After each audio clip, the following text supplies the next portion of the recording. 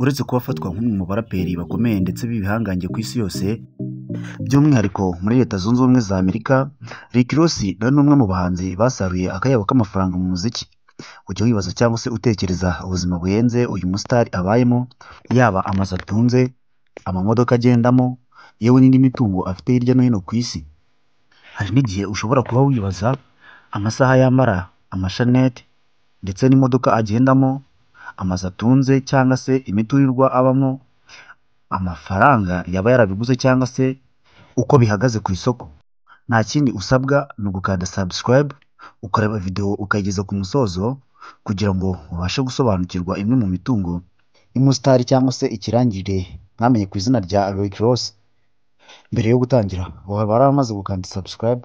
Niba utarakanda subscribe, kanda subscribe ukore no kunzogera kugira ngo amakuru nk'aya ngaya ajya kugeraho mu ba mbere. Rick Ross yavutse mu mwaka w'1976 mu mujyi wa Clarksville. Aha akaba ari muri leta ya Mississippi, imwe muri leta igize Leta Zunze Ubumwe za Amerika. William Ronald Robert wamenyekanye ku izina rya Rick Ross ni umugabo wubatse izina ku rwego rw'isi yose ndetse akanamenyekana mu njyana ya hip hop cyangwa rap. Akaba yaratangiriye muri label ya Jay-Z yamenyekanye ku izina rya Def Jam mu mwaka w'2006, maze umuziki we uragenda uramamara ndetse n'izina rye rigenda rimenyekana ku isi yose, kugeza ubwo amasezerano yageze aho ararangira, maze nawe atangira label ye ya Maybach Music Group.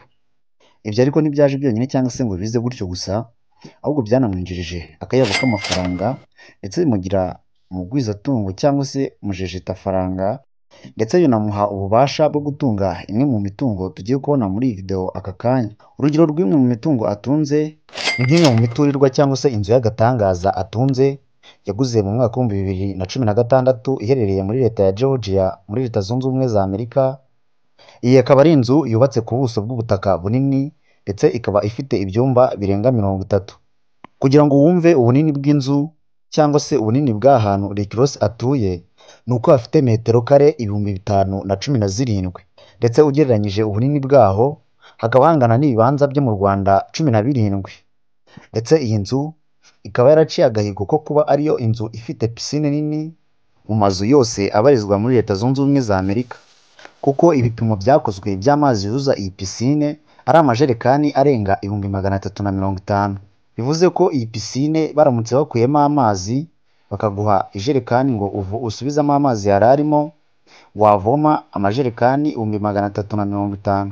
Ndetse inzu ikaba yarifashishijwe mu gukina filimi ya Coming to America igice cya kabiri ya Eddie Murphy, aho bamukodesheje iyi nzu kuyikiniramo filime ikarinda irangira, ndetse bakanamwishyura akayabo kangana na $2,750 by'amadolari ya Amerika. Aya mu manyarwanda akaba angana na $3,667,000 z'amafaranga y'u Rwanda, ugendeye ku gaciro k'idolari uyu munsi rifite. Iyi nzu ikaba yaraciye agahigo ko kuba ari nayo ifite parikingi nini, aho iparikwamo imodoka zirenga 100, dore ko aherutse no gutangaza ko afite imodoka zirenga 100, yaba izo agendamo ndetse n'izo acuruza, kuko ashobora kuba afite kampani icuruza imodoka.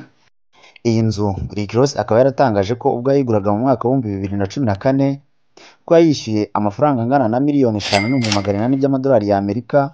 Aya mu manyarwanda akaba angana na $7,814,000 z'amafaranga y'u Rwanda, maze ubundi yiyongereraho ayandi atagira ingano, arayivugurura, maze ubundi ayitaka uko ashaka. Ubu akaba yarayise Promised Land cyangwa se mu kinyarwanda ubutaka bw'isezerano.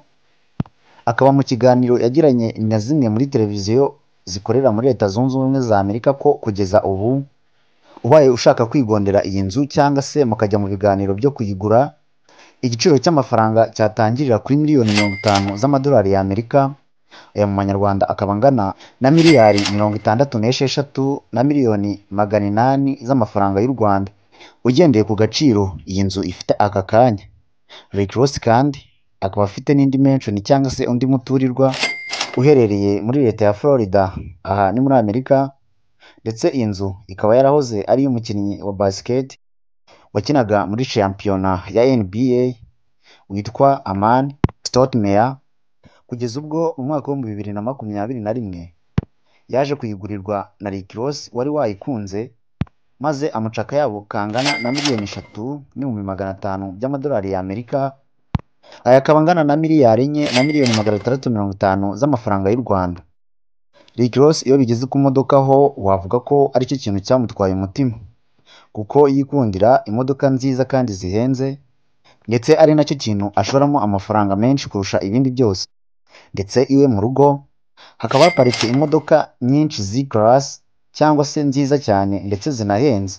Zimwe mu modoka nziza kandi zihenze ziparitse kwa Rick Ross ni nka Mercedes Benz S150 yaguze 180 by'amadolari y'Amerika, akaba angana na miliyoni 240 z'amafaranga y'u Rwanda. Rick Ross akagira na Ferrari 488 GTB yishyuye 260 by'amadolari y'Amerika, aya manyarwanda akaba angana na miliyoni 346 z'amafaranga y'u Rwanda. Rick Ross afite na McLaren 720S, akaba yarayishyuye akayabo kangana na miliyoni 301 by'amadolari y'Amerika, aya manyarwanda akaba angana na miliyoni 421 z'amafaranga y'u Rwanda.